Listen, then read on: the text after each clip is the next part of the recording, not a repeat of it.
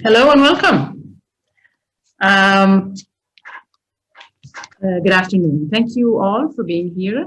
My name is Noura Toma, and I am the EFE-Egypt Deputy CEO. I will be the master of today's ceremony. I am delighted to welcome you all on behalf of the Almaza Recruitment and Training Centre partners. Today marks the official launching of the Almaza Recruitment and Training Centre, or ARTS, as we call it for short. But before we get started, I would like to give you a quick background on the center and how the partners collaborated on it. ARTS is an initiative by Majid Al Futtaim that will offer an inclusive opportunity to underprivileged Egyptian youth to access quality training and decent employment. Located right inside City Centre Almaza, ARTS has been developed by Majid Al Futtaim in partnership with the European Bank for Reconstruction and Development, EBRD, and the Swiss State Secretariat for Economic Affairs, SECO. The partners have selected Education for Employment Egypt as the manager of ARTS to bring its experience of market-driven training for employment into the center. Also on the partnership team is Helm Egypt to support ARTS become truly inclusive and accessible for people with disabilities to receive training and get equal employment opportunities. And last but not least is People First International. People First International is the UK-based and internationally acclaimed skills experts that has been enabling the partnership with project management and state-of-the-art training curricula development. Although we celebrate its official launching today, ARTS has been running behind the scenes for several months. Majid Al Futtaim has been working on the design, construction, and accessibility of the center. People First has been training EFE-Egypt trainers on retail and hospitality curricula. Helm has been equipping EFE-Egypt staff and trainers with disability awareness and training sessions. And EFE-Egypt has already delivered its first service under ARTS, corporate training for TICO, the touristic investment company that is famous for running Crave restaurants, Crave catering, and Qahwa. TICO has been more than a customer on this project, it's been a true partner. It has been providing valuable insights from employer perspective and has offered to support ARTS through its own culinary training arm, Crave Academy. Now that the partnership has proven its relevance and success, it's time to serve the Egyptian retail and hospitality sector at large, with a special focus on empowerment and inclusion of women and people with disabilities. And that is why we are here today. We will hear from a panel of distinguished guests, each representing a partner on the project. We will hear on how ARTS will bring the best opportunities for Egyptian youth and the retail and hospitality employers. Then we will hear separately from EFE-Egypt and Helm, where each will present in detail how they intend to serve the industry and the community with their expertise and services. The event is expected to around 90 minutes. The last 15 or 20 questions as we go along. If the question remains unanswered until the end of the session, it will be individually addressed in the Q&A session. Now, without further ado, I would like to introduce our panels of speakers. We have here with us today Mr. Diya Yahya, Egypt Country Head, Majid Al Futtaim Property. Ms. Noura Abu Saud, CEO of Education for Employment Egypt. Mr. Marco Sturmsek, Inclusion Specialist of the EBRD. Mr. Ramiz Meher, co-founder and managing director of Helm Egypt. Ms. Christine Lewis, program manager of North Africa from SECO. Ms. Basma Hosni from TICO, or Crave Restaurants. And Ms. Jane Rexworthy, executive director of People First International. Well, my first question here will go to Mr. Diya, the country head of Majid Al Futtaim Properties. Now, what is the value of having ARTS within City Centre Almaza, and why is this important to your sustainability agenda? Thank you, Noura. Thank you for having me, and I would like to thank all our partners for achieving this great milestone today. This is because sustainability is always at the core and in the heart of everything we do, in every direction we go, and every decision we make. Sustainability, it's the most important pillar in our strategy. Just as an example, our largest two operating malls in Egypt, Mall of Egypt and City Centre Almaza, they both achieved LEED Gold certification. Likewise, other malls within our portfolio. Also, we have recently achieved LEED Platinum certification for our 13 hotels in the GCC and the MENA region. With this, we mark to be the first and only portfolio who received this credentials for all its hotel business.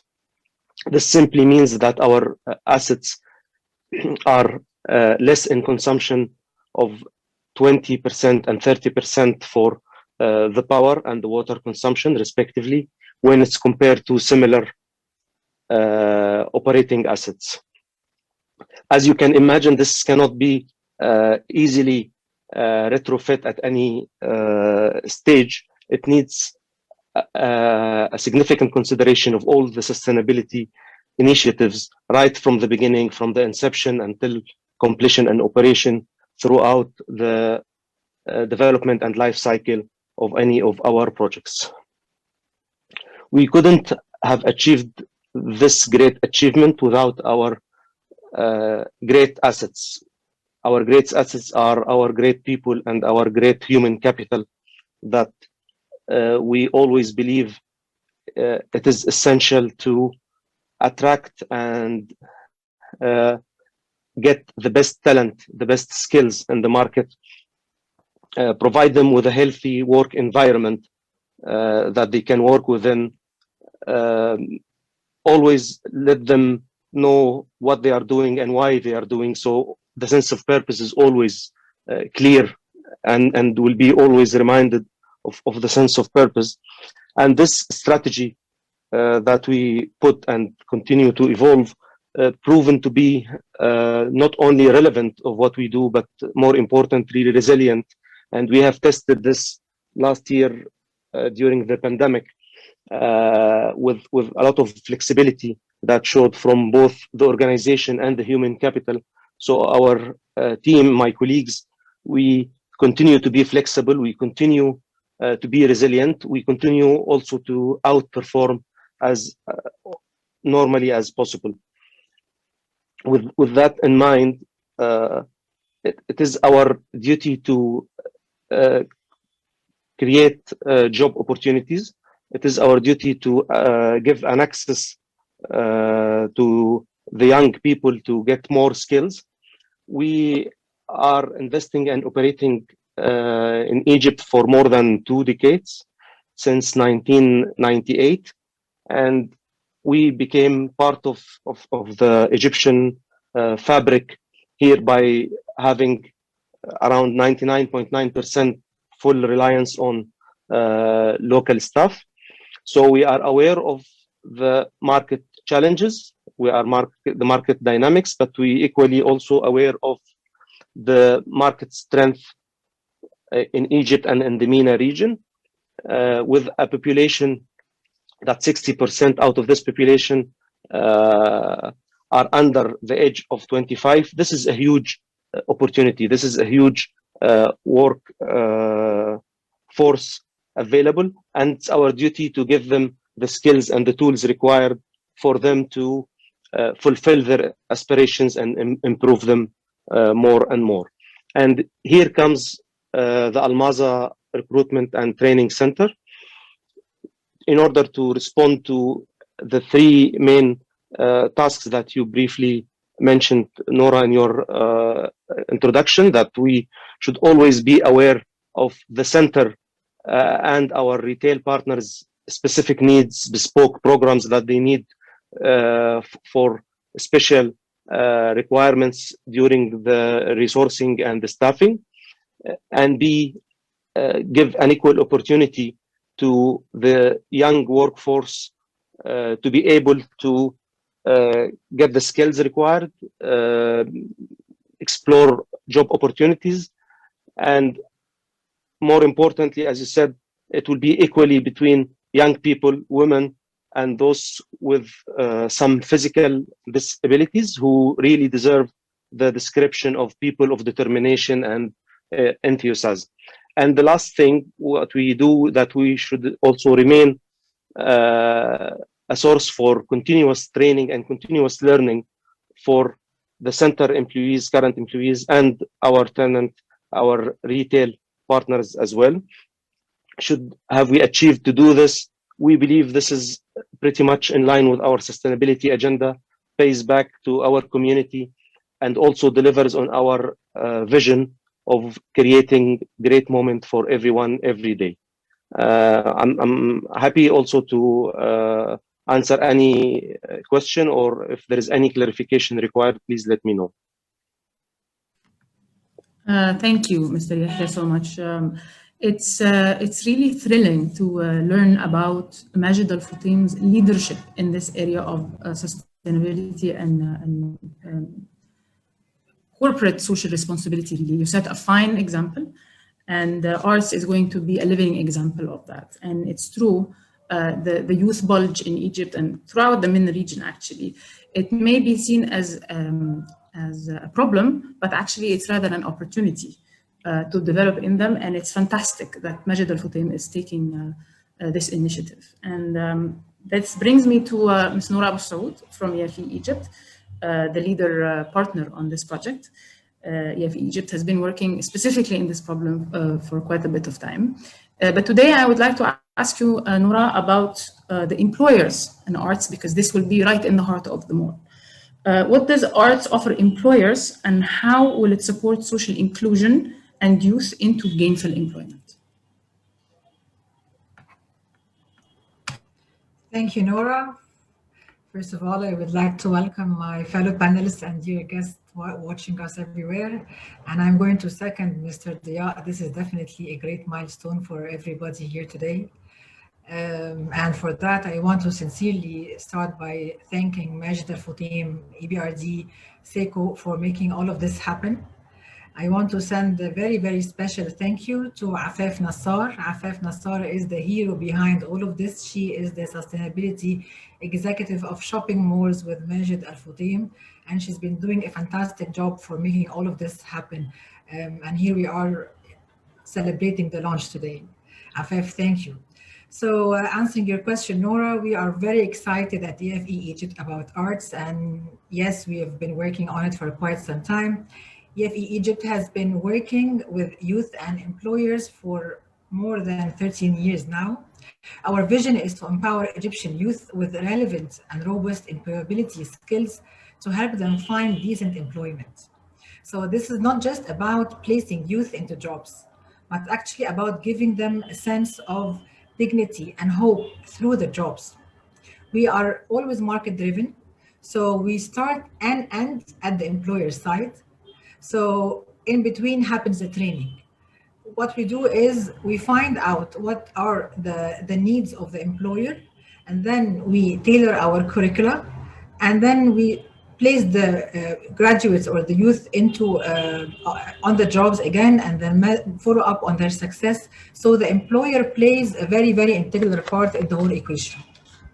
With ARTS, we are going to continue to do that. We will be driven by the employer as we develop the training curriculum.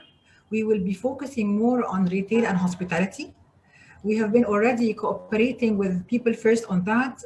So we have been, People First have been training our trainers on the most up-to-date retail and hospitality material, and we definitely will continue to do so. So the first thing we want to offer the employers here is that we are going to directly input their needs and requirements into our training programs that are going to be implemented in ARTS. And this is going to transform their hiring and recruitment efforts into a more relevant and successful process. A second offer that we want to offer employers is that we're going to help them become more inclusive. ARTS will, as you said in the beginning, Noura, will have a social inclusion objective across all of our programs. And in EFE-Egypt, we've been always ensured that women participation is not less than 50%. And from now on, especially with ARTS, we want to make sure that also people with disabilities will have an equal chance of training and employment. So together with Helm, we are going to work directly with employers to give them the benefits of social inclusions and perhaps prepare them for more inclusive, to have to have more inclusive employers through our training and awareness sessions. A third offer that we want to give to employers is that we as EFE-Egypt are going to work on raising funds from donors to run these programs in arts, because with EFE-Egypt, we offer our youth all our training as scholarships. They don't pay anything in it. So we are going to raise funds for implementing the trainings in arts, and therefore the employers will be benefiting a lot from a pool of well-trained candidates with a very little to no cost for them. A final thing that arts would going to offer to employers is a very wide range of opportunities, be it training for the existing staff, be it volunteering in our programs to impact society, opportunities to network and bringing professionals from retail and hospitality sector together, like what we've done with Crave that we're going to be speaking about in the beginning. So to cut a very long story short, arts is not going to be a normal or another training and recruitment center. It's going to be the employer's go-to hub for anything related to raising the skills in the industry and have systematic conversations about it. Thank you. Thank you, Nora, for this explanation. It's important that you've noted how this is actually about the employer.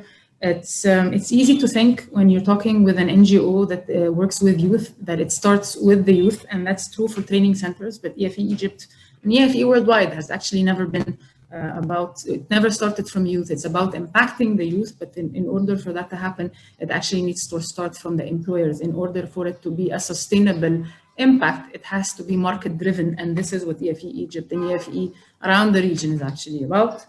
And since we're on the employer and we have a number of potential employers here with us today, I will direct my next question to Jane. Actually, it's also about employers here.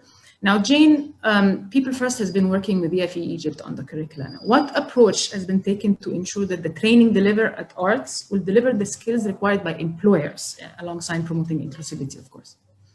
Oh, thank you, Nora. So firstly, delighted to be here and to say that we've been really pleased to work on behalf of EBRD and SECO as a consultant in the design and development of Majid Al Futtaim's Inclusive Almaza Recruitment and Training Centre. We've worked really closely with, and we've already heard about AFAF being the centre of all of this, but AFAF and the tenants have been really important in helping us to understand the skills that they're looking for now when they're recruiting, and also to understand some of the skills gaps they have with their existing workforce. And from that, we've been able to develop a number of industry-led training programs to address these gaps. And these include induction programs in retail, cafe culture, and hospitality, and also customer service excellence. And alongside that, and I think this is really important for the time that we find ourselves in now, an e-learning program called World Host 2020. And this will be available for the tenants and the students participating in the learning in how to keep themselves and their customers safe at this very challenging time, a time of disruption. And so to support us in that, we've been able to train EFE-Egypt's trainers in how to deliver these programs to youth and individuals with disabilities. And very importantly, and I think this is a really innovative approach and really important approach, we've recognised the need to make sure arts is inclusive. And we've worked really closely with Helm to provide training for the trainers in a new and innovative fostering and inclusive classroom programme, and also a disability awareness programme that's available for the employers and the organisations that are in City Centre Almaza, as well as for the individuals that are participating in the training. So we're really delighted to have to work on this project, to get to this stage, and we're just thrilled that here we are today launching art. So thank you very much.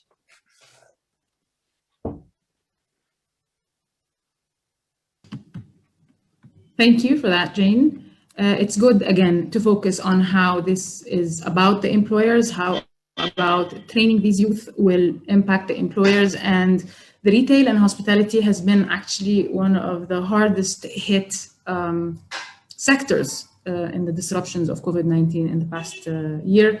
and it's still suffering. Egypt is opening up a little bit, but it's still an issue, and it will remain an issue. COVID-19 has changed all industries in general, but retail and hospitality in specific, especially when it comes to health and safety. And this is something that has always been an issue, but everybody is now more aware. And it is great that People First has been able to work with this, with the EFE-Egypt on that, so that it's relevant right away. I would like to direct my next question here to Ramez, actually, from Helm, because this is what makes this center different and unique and innovative in many ways. It's that it's fact that it's inclusive of people with disabilities. Now, Ramez, how will Helm be helping support the fit and make sure that the center is actually inclusive to different kinds of people with disability, and how it will actually be on the ground, not just nice words? Yeah. Well, thank you, Noura, for the warm introduction. I think it all started with a meeting in Jordan with People First, EFE Jordan, EFE Egypt, and of course the amazing team of Almaza Mall.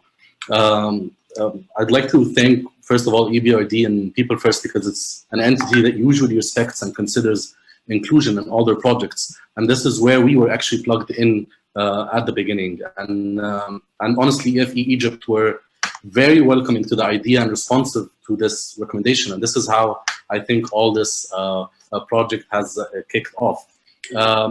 What we do at Helm is we try to provide like a comprehensive advisory or coaching services to different institutions and professionals and governments to integrate within their policies and strategies how to effectively include persons with disabilities, either in their workplace or to provide services for them.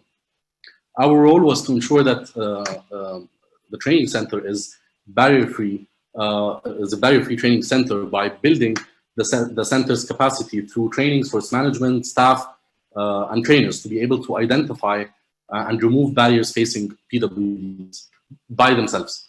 So our main support was to educate the staff on disability awareness and ethics, and how to make all participants and learners feel safe, welcomed, and acceptable, and to be able to perform well and to be ultimately included in the job market. I think this is our ultimate goal out of this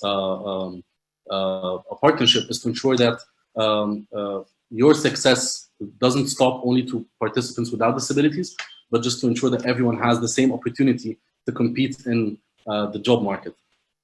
I think one of the major trainings was on how to foster an inclusive classroom that Jane has just referred to, which is a very important component, is to ensure that EFE trainers and the staff are aware on how to provide accommodations for other learners and to give them an equal opportunity within the classroom and outside the classroom as well.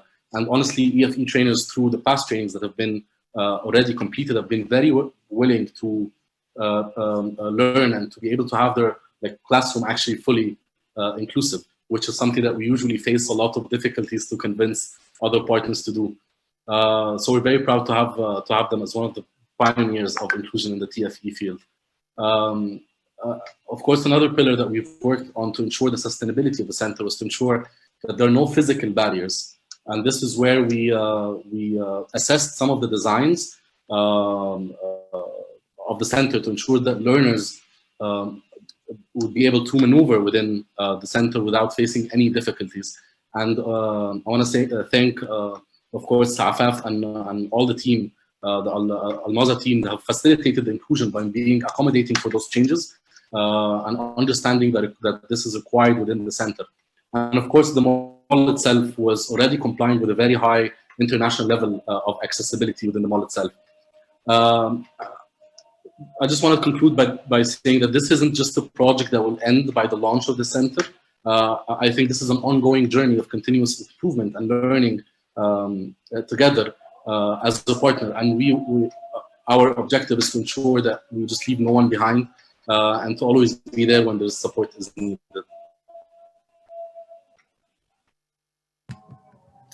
Thank you, Ramesh, so much. I would like first to apologize. There's a bit of background noise here, but I will try to speak up.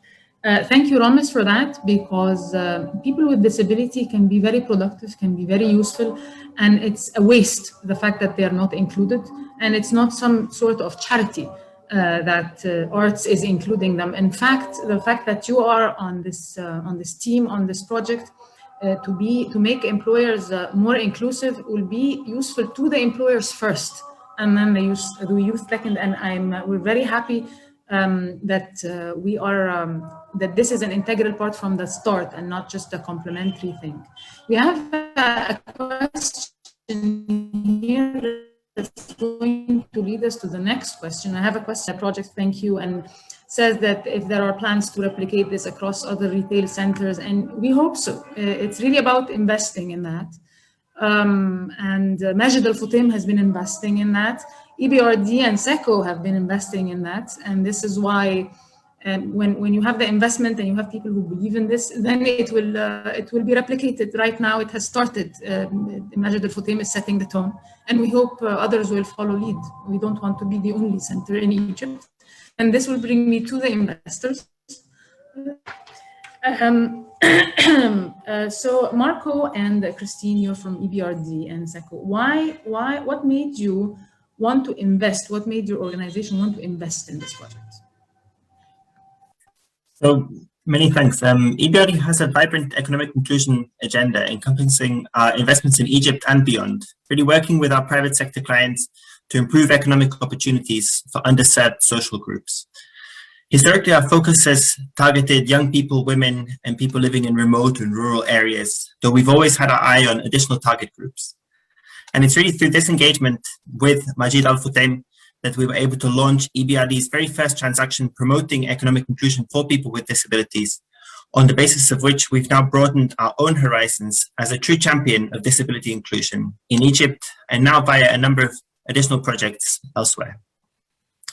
Through Majid Al Futtaim's vision, we were able to build the ambitious and truly exciting project that we're launching here today, and which EBRD is incredibly proud to support.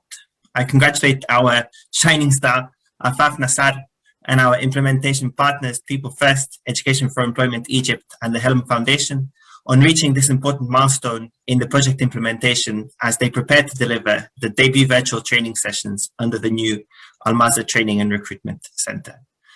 I look forward to supporting all of you closely over the coming months and to really witnessing the fruits of this truly exceptional program. So thank you all very, very much, and very well done.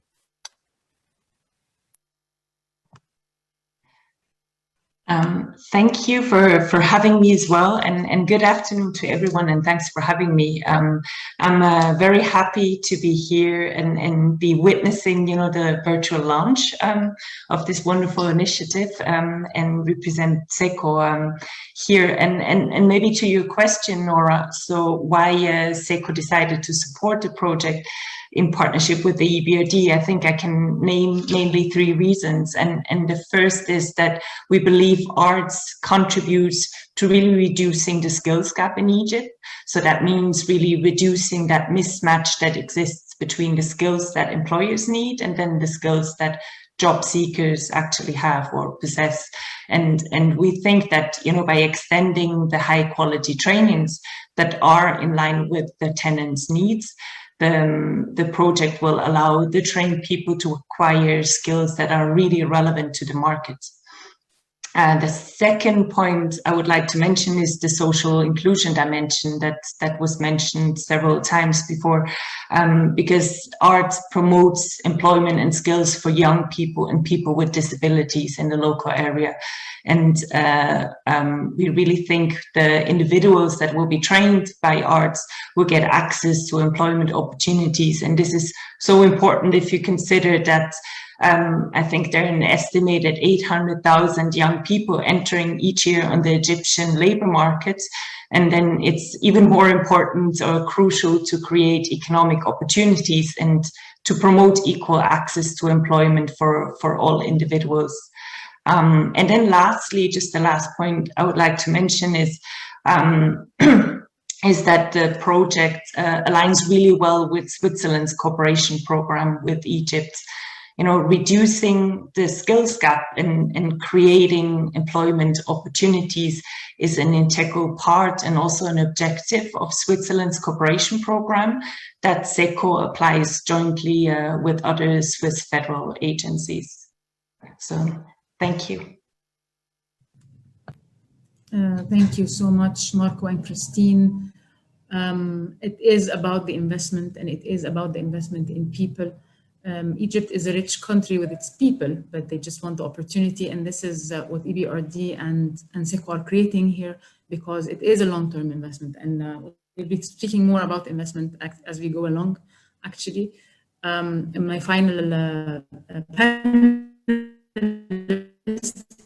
here today is a representative of an employer known as Crave. Basma has been our first client under ARTS. And I would like to ask you about that, Basma, so that I think you will be most relevant to employers who are with us here.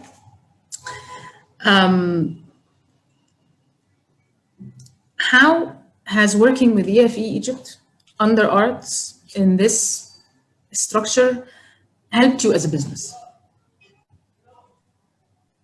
Hi, Nora. First of all, allow me to say congratulations to everyone who's involved in this project. It's an amazing project, and it's been an honor being a very small part of this and being involved with you all. It's really a great honor, and it makes me very happy to see how much there's interest and serious actions that are being taken to actually invest in the people of Egypt, because I do agree with you. As an educator, I do believe that there's wonderful caliber, there's wonderful potential in people. They just need to be shown the right way and given the opportunity. So thank you very much to everyone who has done that and is doing that.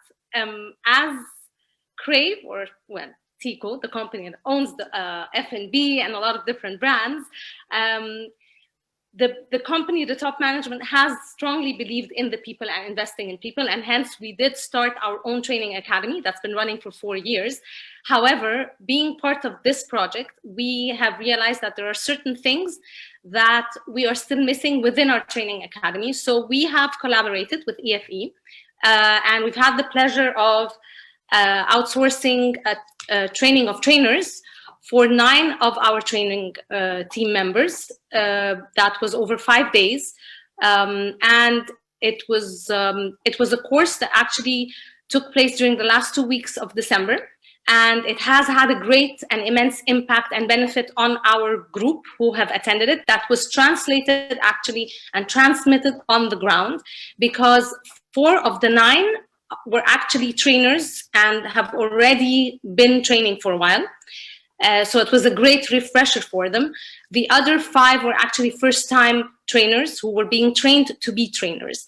And from after this training, they've actually all delivered trainings. They've all developed their own training content. They have the opportunity to coach a few trainees on the ground. And just last week, we've had actually our first training that was done for our baristas, actually, which was a very new branch or arm that we haven't had, and that was started and initiated right after that person came back from the training of trainer that they attended. One of the participants as well is the coach or the trainer that is currently working at Tawasul School, which is a local school that works on vocational employment for students and young youth in the area of Manshayat Nasser and Dar es Salaam. And it's a way to keep them out of the streets and to get them engaged and get them some education, but it's more of vocational. So they're actually starting, it's a collaboration between Tico and between Tawasul to start an actual culinary track for them. They want to start a culinary track, and the trainer that's working with them on that attended this training of trainer, and we've been working with him very closely on developing the content since the modules and everything, and it's supposed to be launching. Hopefully it was during the first week of April, this week, but unfortunately we've had some delays, but hopefully it will start very soon. So every evaluation we've had from attendees since our trainers have attended the training of trainer has been very positive. It's had a great impact, and everybody was very satisfied with the quality and the programs that were offered or topics that were offered during that training. Thank you, Basma. It's good to know that, you know, when you get a good feedback from a trainer about being trained, that's the best feedback. It's not easy. Thank you for that. And it's good to know that it's avalanching into more and more social impact. But again, I want to go back to the sustainability and the business side of things here, because this is what this is about. Of course, we're doing social impact, but it's about making the society sustainable. It's about developing society in a way that has a return on everybody's investment. It's not charity, it's an actual development project. And it will translate into business numbers. We will get into that. I would like to thank the panelists for everything so far. We still have a few presentations here, but if you still have any questions for our dear panelists here, please write it in the chat or in the Q&A. We will address that at the end of the presentation. We'll take up any questions that you may still have. I see a hand raised. I'm not sure if that's by mistake or not, but please, sir, if you have a question, type it down and we'll take it here. And even if you think of a question after the event, we'll be happy to deliver it to our panelists here. Tiko has spoken, Basma has spoken about the training of trainers, but the majority of the work in arts, while we will do a lot of corporate services, will be about training candidates for jobs. And I would like to invite Nora Bussoud right now to discuss more about this. One of the good things that our attendees would like to know here is that this is not a startup thing where we're going to try and see what's going to work. This is going to be a plug and play where EFE-Egypt is going to bring its running successful track record into arts and make it work immediately. And let's give our attendees a little bit of a presentation on how the employers will make use of what EFE-Egypt is doing, how that's going to translate into arts, and how that is going to translate into filling jobs in the mall and in other malls. Thank you, Nora. So I will be taking 10 minutes of your precious time to give a quick overview about EFE-Egypt, who we are and what we do for everybody who still doesn't know us very well. And through my presentation, if you would allow me to share it, please, and let me know once it's visible for everybody.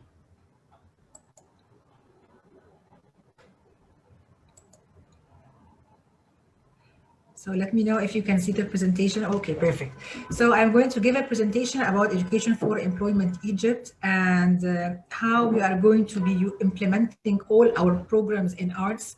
So as you said in the beginning, Nora, EFE-Egypt has been chosen to be the manager of arts a training center in Almaza City Centre. And this is definitely a great milestone and gives us great pleasure. And let me tell you a quick brief about who we are and what we do. So our name is Education for Employment Egypt, in short EFE, and in Arabic مؤسسة تعليم من أجل التوظيف مصر. We are an Egyptian NGO registered with the Ministry of Social Solidarity since 2008. So it's been 13 years that we've been operating in Egypt. Although we are an Egyptian NGO, yet we are very lucky to be a part of a network, of a global network across the MENA region with our global offices in New York, Washington, UAE, and Spain, especially in Madrid. So these are our global offices to support us as a network of affiliates in the MENA region with donors as well as employers. And we have existence in 7 countries in the MENA region. So Education for Employment exists in Egypt, Jordan, Morocco, Palestine, Saudi Arabia, Tunisia, and Yemen. And definitely we are very happy with this power of the network because we all correlate and work together. So in a nutshell, as we've said several times throughout the panel discussion, we simply bridge the gap between the education system and the labor market. We start from the employer's side and end there as well. We are market driven, and we're always happy to call ourselves tailors of curricula, where we tailor what the employer needs to fill the vacancies, what are the skills needed, what is the skill gap. We tailor the curricula depending on the employer, we do the training, and then we place the students into jobs for that. So let me give you a quick overview about some figures and statistics since inception. So since 2008, we've been able to train a number of 9,000 beneficiaries across all our programs. And with our job placement training programs, we've been able to place more than 4,000 beneficiaries in jobs. We have around 80 strategic partners, whether donors or strategic partners, and we work with 12 universities. Our key KPI or our key of success is measured by how many youth have we placed into jobs, because we are not a training center. Our success depends on how many youth have we placed into jobs, and our job placement rate is 74% since inception. Not just that, but we also measure the retention rate, where we keep on following with the graduate once he's placed into his first job for a period of a year, where we keep on calling him on a quarterly basis to make sure that he's still working in his first job, or whether he got promoted, maybe moved to a better offer or whatever. So the retention rate is 78%. We are also very proud that 57% of our graduates are females, and this is where we are very high on women empowerment. We have mainly 3 pillars. Definitely donors, because as I said, they support us financially, they keep us sustainable, and we offer all our scholarships totally for free to youth. So donors are one of our biggest pillars. Employers, we've been mentioning this since we started, definitely is another pillar, because all of this is being done just to serve the employer. And definitely youth is also one of our biggest pillars, because we always target unemployed, underemployed, or marginalized youth, especially those who are under the age of 30. Our office is in Cairo. We have both our offices and our classrooms in one floor. We have around 8 classrooms and 2 computer labs. However, we were able to geographically reach up to 21 governorates. So before the COVID, we were able to reach up to 13 governorates, but where the COVID was a crisis across the whole world, it was something that we made full use of, and it was something that added to us more geographical reach through our online training. So we were able to tap into 21 governorates, and this is definitely something that we're very happy about. We have several social media channels, as you can see, and on our Facebook page, we have around 242K followers, and this is how we reach out to youth to be able to train and then place into jobs. And here I am going to give you a quick overview about our programs that we are planning to implement in arts as well. So we have mainly 3 major programs. Our bread and butter, we call it Job Placement Training Program, or in short, JPTP. This is a long-term program where we target graduates from local universities and higher institutes. And it ends in job placement, and this is where we measure the retention rate. And we're going to speak about it more in the coming slides. We have a shorter programs that we usually do in partnerships with universities. It's called Redirections Program. It's a short program, and simply it's just a trial to help the problem of unemployment before it even starts, where we target university students in their senior years to give them CV writing and interview skills and how to find a job on their own in order to prevent the problem of unemployment. Excuse me. We have an alumni development program, which is a program that serves the graduates of both the job placement program and the career directions program. So before starting to get more in depth with our programs, I just want to let you know that definitely before COVID, all our trainings were offline in our classrooms or other training centers.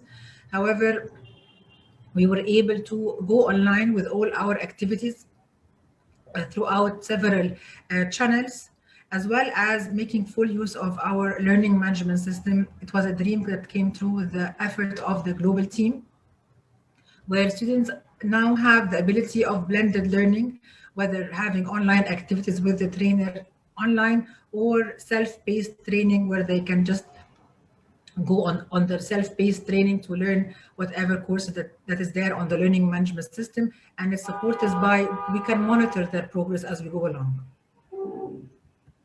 So I'm going to start very briefly to let you know about what is our job placement training program. In a nutshell, it's a mindset changer. We change the lives, we change their mindset, because Egyptian youth, they all come saying the same thing, that they're trying to choose their first job. What we try to teach them here is to work their first job rather than choose their first job. Just get their foot in the door, start working whatever the first job is, as long as it is a decent job that offers social insurance with a decent salary. Just get your foot in the door, start working, and then from there, try to move on with your career. Rather than staying at home to take courses, waiting for the dream job to happen. So this is a longer program. It targets graduates of local universities and higher institute in whatever major.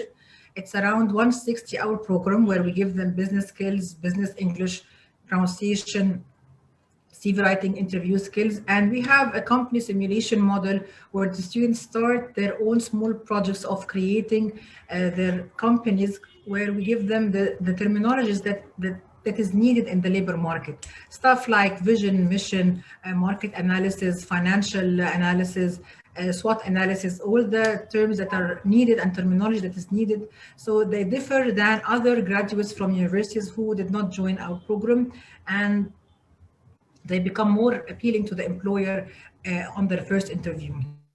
We also teach them how to do presentations. We have other job finding simulations like employment day and mock interview day, presentation days, and so on. These are just some photos of real life physical classroom during a presentation day, and online as well, using various platforms. We also have some photos about mock interview days where the students sit in a mock-up interview as if they are sitting in a real interview.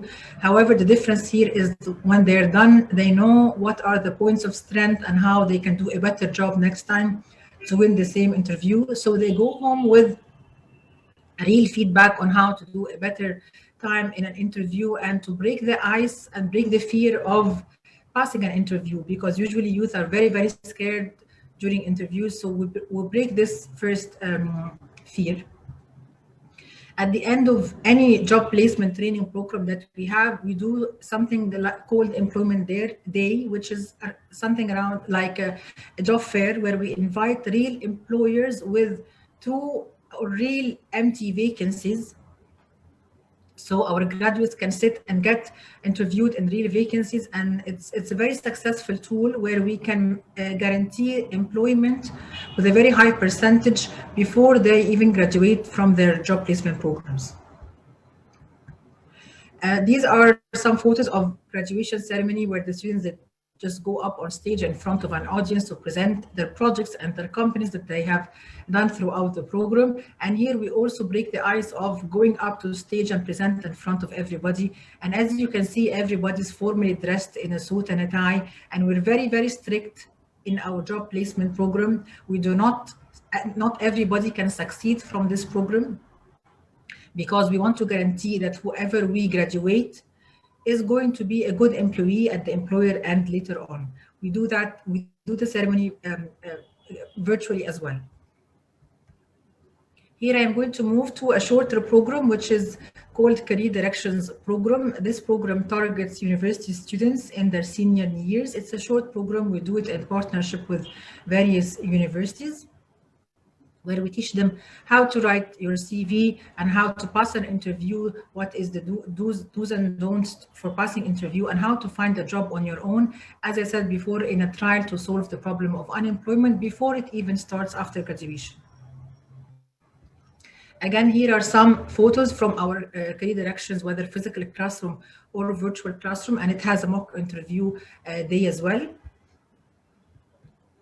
And that's the third program, which serves the two previous programs, the GPTP and the Career Direction. Once an EFE graduate, always an EFE graduate. So the graduate have a lifetime access to subsidized professional development training. Some donors can cover the cost of the alumni programs, or we offer them to youth if we don't have donors to cover them at a very subsidized cost for our graduates. And with alumni group, there is a continuous job vacancy announcement to all the graduates. They can also volunteer and work with us, by the way. Other activities that we offer in EFE-Egypt, and definitely this is going to be offered in arts as well, are extra activities like youth workshops. We give several workshops, mentorship sessions, train the trainer, like what we've done with Crave, and corporate training. This is just a sample of some of our strategic partners. And the rest of the strategic partners are on our website. And just to sum this all up, this is all going to be reflected in Almaza Training Center. So simply we are going to raise funds to reach out to employers, find their needs, implement programs, train youth, and then go back and place them into jobs at the employer end. And as it was said by my dear panelists, this is definitely a big milestone that we wish to replicate with other malls and to save a lot of time and cost for employers when we do the training ourselves. Thank you. Thank you, Nora, so much. I think this has been a great presentation to show what arts will be offering, because everything that was in Nora's presentation here is now arts. It's also very relevant to see how we work directly with employers, and this will be happening in arts on training for employment in their vacancies, on getting their needs, on corporate trainings. In fact, People First have actually, in addition to the curriculum that was developed for the youth, a very nice module was developed for supervisors. We call it Coaching for Success, where we actually teach how the supervisors can coach their younger colleagues. So basically, when arts will train these young candidates and place them into the jobs, you want to make sure that the employer environment is ready for that. And one crucial aspect is that the supervisors are ready, and this is something that we are offering under arts. It's called Coaching for Success. My colleague Mahmoud has been posting on the chat about registering to learn about our partnerships. So if you have missed that and you would like to discuss more about arts and the programs and what we offer, please check this out. Mahmoud will continue to thank you, Mahmoud. He's posting it again. You can just click on that link and register, and we will be in touch with you and start offering you the arts programs, in addition to going to the arts landing page on our website. So thank you for that. If you still have further questions for Nora or EFE about arts, please post them in the Q&A and we'll address them. Now I'd like to talk to, I think, Amina, if I'm correct, right, from Helm. Hello, Amina. Amina is the co-founder of Helm, actually, and we will be hearing from her now, and I think a volunteer, if I'm not mistaken, about how this will actually be an inclusive initiative.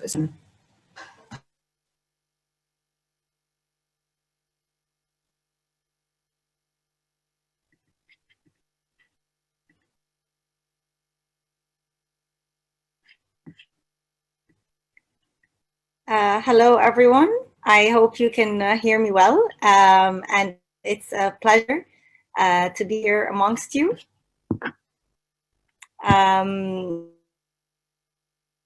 Okay. So first of all, I would love to express how incredible it is to be such an important part of such an amazing project that will be showcasing how inclusion to be done at its best.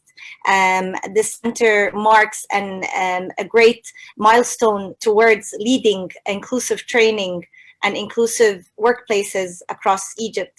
and the region.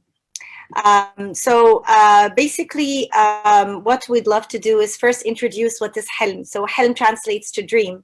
And our idea is to basically support organizations and businesses to become inclusive, work environments, and to support employers to have access to a full inclusive environment. So basically our mission is to foster societies where persons with disabilities and businesses grow together, empowering both ends in order to remove barriers and look at disability rather than a charity, like Noura was mentioning, and turning it into an opportunity that basically the entire economy needs to utilize and reinforce inclusion to ensure that more than 63 million persons with disabilities in the Arab world, more than 1 billion people with disabilities are active members in the society and are being promoted in the right way possible.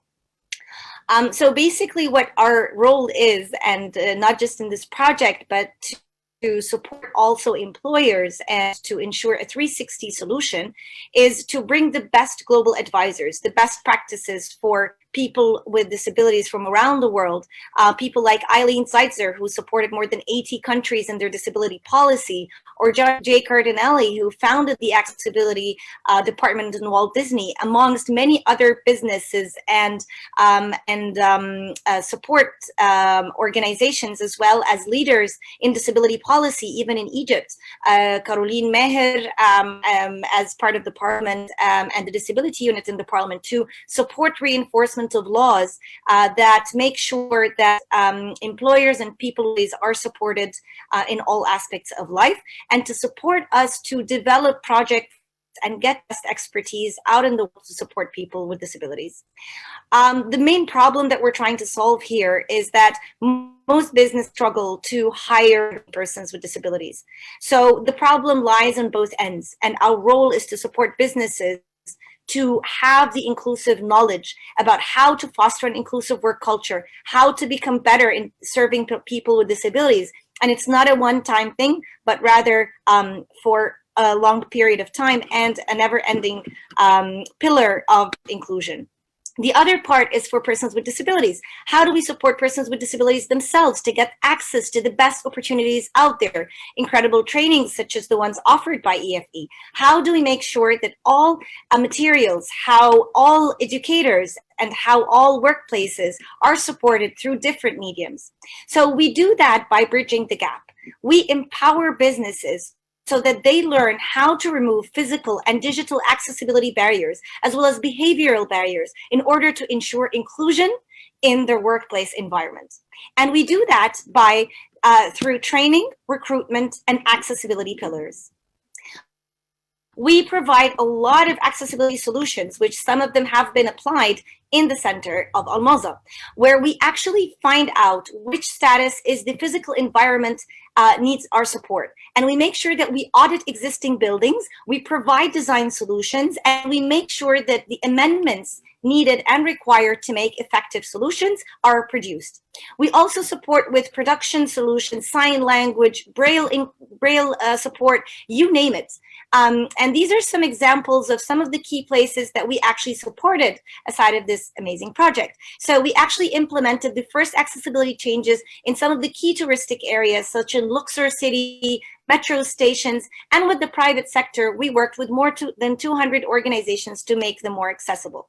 Some of these accessibility measures are tactile blocks for the visually impaired, and we actually implemented them for the first time in Egypt, whether in the streets, the sidewalk crossing, because if you think of it, persons with disabilities need to actually, in order to go to a training center, to any educational platform, or even to the workplace, need to have accessible sidewalks and crossings. They need to have accessible transportation systems, and so on. So we support to make sure that their entire journey from the moment they open their eyes is inclusive. We also support with digital accessibility auditing solutions. So not just the physical environment, but also the digital support and the digital environment for people with disabilities. We have supported more than 1,000 places to become more accessible, buildings, infrastructure for different buildings, and organizations across 20 governorates and across 10 different sectors. And we tried to turn our COVID-19 outbreak of the pandemic to an opportunity. So basically what we did, instead of only training on the ground, we also support not just Helm Academy, but all other institutions and training academies to become inclusive online. So we developed an LMS platform to develop these training programs to become inclusive for people with disabilities. We support organizations in the region to accessible Arabic content online. And so far, we supported more than 2,200 people with disabilities in training programs, which we are happy to grow soon with the support of Drosos and many other partners. We have also supported businesses, and we continue to support workplaces to how to foster an inclusive work environment through providing training programs such as the one we provided to EFE and through this project. So we developed disability awareness programs, disability ethics, how to foster an inclusive classroom and workplace solutions, amongst many others.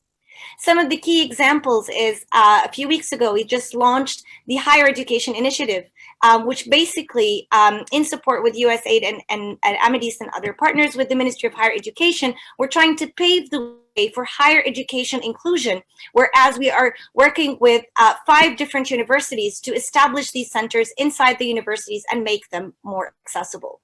So with the support of all aspects and all pillars of the society, all the different industries, together we can all remove barriers for people with disabilities. These are amazing milestones that we did with ARTC, and in the partnership that we are here today celebrating with all our amazing partners, we have actually established these trainings, like we said, and actually took some milestones to ensure that achieving the barrier removal through ensuring not just the physical accessibility, but social and educational. We developed, as Ramaz explained earlier, the Trainer of Trainers program, and we developed a whole training program and capacity building regarding to inclusion for making sure that the programs are inclusive for people with disabilities.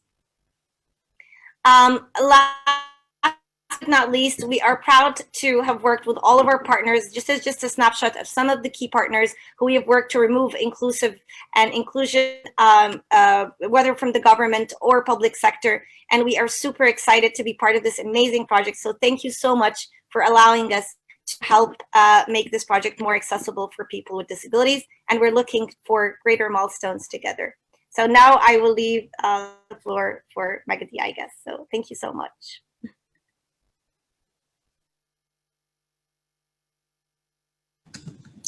Thank you, Amina, for that.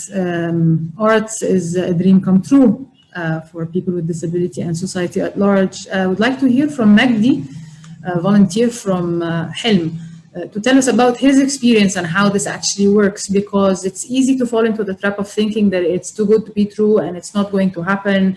And we have a life experience of a success story, Magdi Shahir here. So Magdi, why don't you tell us a little bit about your experience, and I would like you to talk to employers there who are thinking, how can we hire people with disabilities? Okay, hello guys, is the volume good? Yes, it's perfect. Okay, thank you so much, Amina, for this amazing introduction on what Helm does in a nutshell. I'm basically going to be adding to Amina in terms of the workplace, like what should we expect from managers and peers to help cope with the new environment. And I will be talking a little bit about the best practices to deal with people with disabilities. So in a workplace in general, what is expected of the manager and the peers when talking about integrating people with disabilities? Basically, the manager has to understand that his environment or his workplace needs to be accessible for a person with disability. So by accessible, I mean there needs to be the assistive tools that help a person with disability feel like he or she is integrated in the workplace, and also the environment itself, as I mentioned, in the workplace. By environment, I mean, for example, the ramp or the elevator, so that the person with disability can enter the workplace easily. And also, what I mean by assistive tools, I mean, for For example, Braille for the visually impaired, that the computer programs have the software that a person that's visually impaired can read the software and hence understand what's written on the computer and what's expected of him or her. Also, if we're going to be talking about the people with difficulty hearing, for example, with a hearing impairment, we need to provide hearing aids. And also for the visually impaired, I need to point out that some of the visually impaired are partially visually impaired, so it would be a good idea to increase font size if they're going to be reading something, for example. And now I will just go down quickly to the best practices to deal with people with disabilities. The idea of the best practices is understanding that each disability has a different way of handling the disability. What I mean by that is you cannot deal with a person that's visually impaired the same way you deal with a person that has a physical impairment, and so on, with all the different types of disabilities. So if we're going to be talking, for example, about the physical impairments, if someone is sitting on a wheelchair, for example, it's best that you talk to him or her on the same level of the person that's sitting on a wheelchair. Do not put anything on the wheelchair, for example, because to the wheelchair user, his or her wheelchair is his or her balance. So it is actually part of his or her body. So it would be a form of harassment actually to put anything on the wheelchair. Also, the idea of wheelchair users, they don't like, in general, any person with disability, if you want to provide assistance for a person with disability, you have to ask the person with disability first. It's one of the key main aspects of respect. And also, I'll quickly go, for example, to the visually impaired, because this is important. We get a lot of visually impaired people to apply for jobs. So the idea of how does a visually impaired person feel integrated into the workplace? Number one, it's orientation and mobility. We need to explain to the person with a visual impairment exactly what does the workplace entail, like what does it have. For example, if you continue straight, you'll find the bathroom. If you go right, you'll find, for example, the office or one of the main offices. If you continue, if you give them basically a mind map of exactly what the office has, they will easily in their mind create a mind map, and it'll be easy for them to feel integrated. Another piece of advice for talking about someone with a visual impairment: do not keep doors half open and half closed. Either you keep the door fully open or you keep the door fully closed, because they get confused in that respect. If we're going to be talking about, for example, a person that has difficulty hearing, a hearing impairment, there are many ways to deal with a person that has a hearing impairment. One of them is that you can actually write to them what you want to say. Some of them know how to read and partially write, and also some of them understand sign language, and some of them understand lip reading. So it's very important that when you're talking to a person that has hard of hearing or a hearing impairment, that you're not eating anything, that you don't have anything obstructing your mouth, that you're not smoking, for example, and try to keep a good light source as well, so that the person that has a hearing impairment can actually see you and see your mouth moving. If we're going to be talking about, let's see, if we're going to be talking about intellectual disabilities, if a person with an intellectual disability, you want to hire them. I know that the intellectual disabilities are quite challenging in a sense. You wouldn't want to really hire a person with intellectual disability because you'd feel like he or she would not really understand what you expect of them, or would have a low IQ, and so on and so forth. But I want to give you guys a good heads up on that, is that they have also, they're very good when it comes to skills that have to do with repetition, repeating tasks, anything that has to do with, for example, an assembly line, or anything that's basically a repeated routine assignment that you do every single day. For us, as people, for example, that don't have disabilities, it would be pretty boring to do the same task over and over, but to them it's pretty much convenient for them. They like doing that. And also it's important to understand that you have speech impairments. So if you're trying to speak with someone that has a speech impairment, try to be slow in speaking, and not only slow in speaking, try to repeat as much as you can. If he asks to repeat and doesn't understand, be patient, keep and try to repeat the same thing again, because they have a problem a little bit in understanding how fast we speak. So if we could repeat in a bit of a slower form, it would be easier for them to understand. And also, if we're going to be talking quickly about. I'm sorry, you were breaking up there. So, yeah. I'm sorry, you were breaking up there. So, okay. It is very interesting what you're saying. I'll let you finish your last sentence, and then I'll tell everybody that Arts will be available to offer more on that. So okay. So is it okay now, or? Yeah. Okay, so basically, in a nutshell, because of the time that we have, deal with a person with disability with his or her disability. Do not assume that a person with disability does not know how to do certain tasks.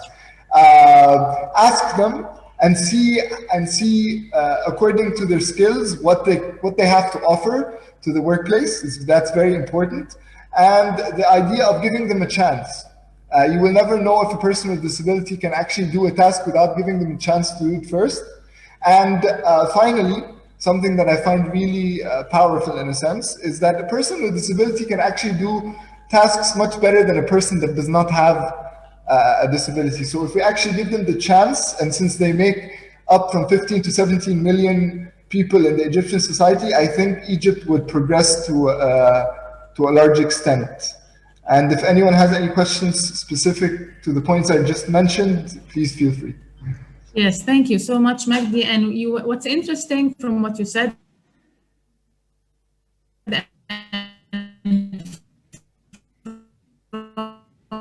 the session that EFE-Egypt has had with Helm, is that it's really not that you have to be around you and to work. If you require any person to be on the 30th floor of a building, you will require an elevator.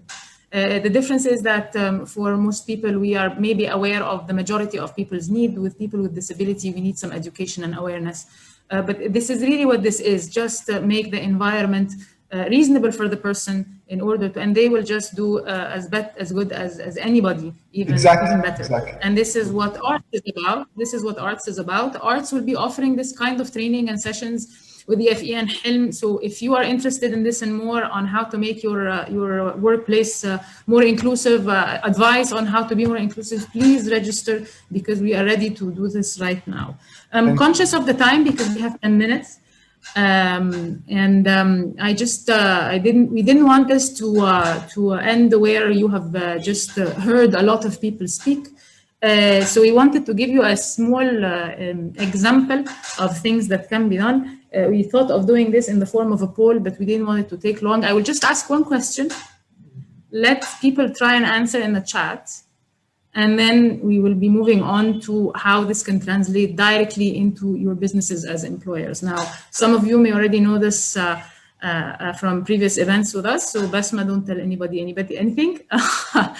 If you are a cafe in a mall, you have a barista and she leaves her job, right? The barista leaves her job. What is the first cost item that you will incur as an employer in the process to replace her?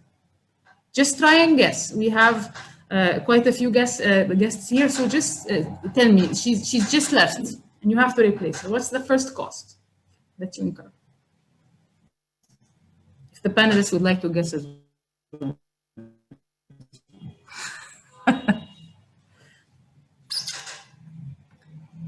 Training. We have training here. Training is definitely a big cost. And it not just the cost of the training of the person, but there's a hidden cost of the person who is training her because they're not doing their job while training her. There is a cost of employing, yes, recruitment costs. There is her experience, correct, but that again reflects into training. It will be leaving expenses for the recruitment, correct. The lost business. Thank you, Jane. Thank you, Jane. Actually, this is what we were going to, because we do expect the answer that we always get is either the recruitment cost or the training cost, which are true and they're huge. But the first cost you incur when you lose a person on the job is your revenue, because they were contributing to your business. You selling coffee, you are selling less. But in retail industry, it's very direct. When you have less people serving people, you're selling less. You're selling less products. You're selling less meals. You're selling less drinks. And this is the first item. There are a lot of other hidden costs. Now we have a system that we have developed. We are going to be using it in arts. This is something that the EFE-Egypt and Trafigura Foundation has been working on for a couple of years now. And we are helping employers with it. Immediately ready in arts. If you're interested, just register. Arts can help you figure out how much it really costs you when you have a vacant job, and then when you fill it, and then when the person leaves again. And therefore, you would be able to calculate your return on your investment when you work with arts, whether you invest time or money on anything, on when you actually get somebody who's already well trained and less likely to leave you. We do this in numbers. You can build a business case to your employers so that if you have to incur any cash money as an HR person, and I know HR people have a lot of challenges with that with their bosses because they don't always get a lot of budgets for that. Arts is ready to help you with this right now. We have the calculator, and we can do it. So please register. I have a couple of questions, and I will wrap up now. I think I will ask the first one to Jean, if that's okay. Now we have a question here that's a good one. We have this question: how have skills been amended to suit the current crisis? Because that's the tricky one. What did we do? Well, we did quite a few things actually for arts. Firstly, we made it virtual, so we made it accessible to people when we weren't allowed to get together. So we had to change the way that we worked.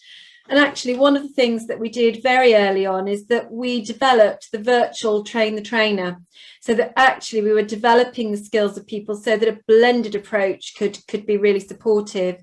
And I think what's really important, especially for the coming months, is how do we ensure that the people we have in City Centre Almaza, the existing staff, and those that are going to go through the programs are really able to protect and look after their customers and themselves in the workplace. And that's where we've developed an e-learning program that's going to be available on the EFE website for individuals so that they can undertake some e-learning. And they'll be able to use tablets and mobile phones to undertake that assessed learning to help them prepare for the workplace and to make them safe and their customers. And really importantly, the programs that have been developed are really focused on the skills that are going to be required around customer service, the way that we handle our customers at this very disrupted, difficult time. And so we have taken it into consideration. And I think when you see the website and the access to arts, you'll see we've made it as accessible as possible at this very, very strange time globally that we're all experiencing. Strange times indeed. Thank you, Jane. I should add also that one of the things that People First is working on with EFE for Arts now is one of the first things that we're going to do is that we're going to do a health and safety program for everybody who's working at the mall, and that will be available for everybody that joins the mall later. That's one thing that we have developed, is now that we have do things differently. I have another question, and then I will wrap up. And I think maybe Ramez or Amina would like to get this one. So the question is: do you think the training will overcome the discrimination in Egypt community? From a side chat from the person with the question, The person with the question is a person with disability, and he privately requested the help. We will be doing that immediately with assurance. What do you do? How have you seen this work before? And how is ARTS going to do this now? How is ARTS going to help eliminate or reduce this discrimination in the job market in the mall?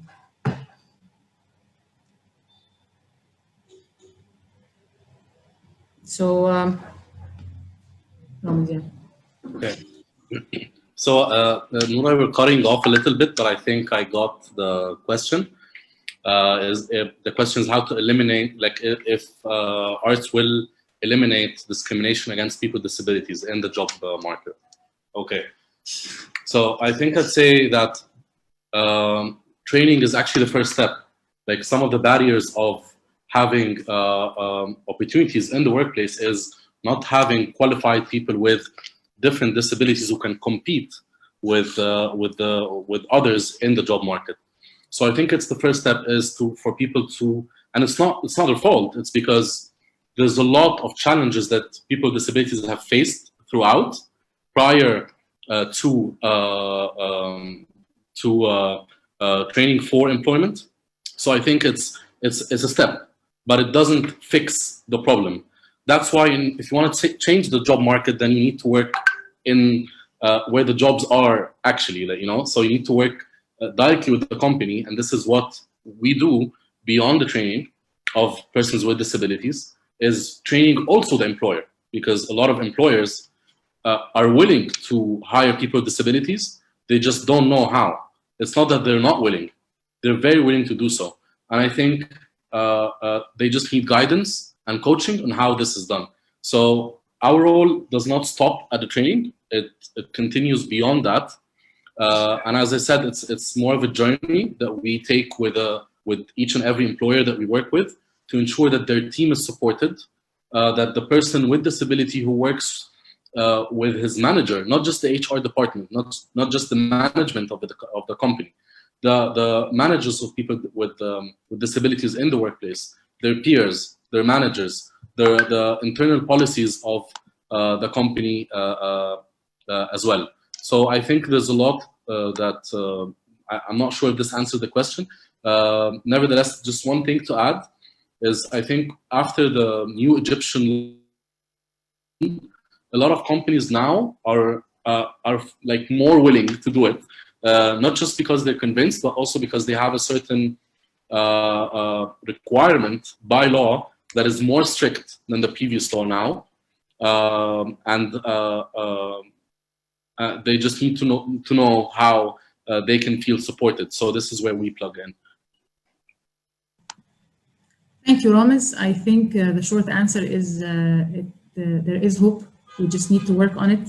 And we have the partners, we have the investment, we have the faith, we have ARTS now, and we're going to show everybody that this is going to be a success. Not only is it going to be helping the Egyptian youth at large, it will be helping employers, it will be inclusive of women, it will be inclusive of people with disability, and it's going to be very easy to see this happen. ARTS is located right in the middle in Almaza City Centre. It's currently being furnished. We're going to have it ready physically very soon. Until then, we are running the programs. You can consider ARTS up and running. We're doing some programs online. We're doing them in different locations, some of them in EFE-Egypt current office. So the physical location, although it's just being prepared, it's really not a problem. If you want ARTS programs right now, please contact us. You can register, you can go to our website, and we can start immediately. We can start today. I must say that we are all very, very excited here because we know that this is going to make a big impact around the industry in Egypt. I'm not saying, I don't think this is an overestimation. We're going to change the face of this industry, and hopefully it will change into the rest of the industries in Egypt. I thank you all for coming. Please follow us. We always have updates on ARTS and its programs. On the website is always being updated. Just contact us. We're ready. We're here for you. If you have further questions to any of the panelists or the speakers today, just send it to us and we will try and get you the answer. Thank you for giving us your time. We are very, very excited. We are very, very happy, and hopefully we will deliver as we tell you. Thank you to the panelists and the speakers. And I guess I will let you go so that you can get the last 30 minutes of your working day. Thank you. Thank you, everyone. Thank you, everyone. Thank you. Thank you very much. Thank you. Thank you. Thank you.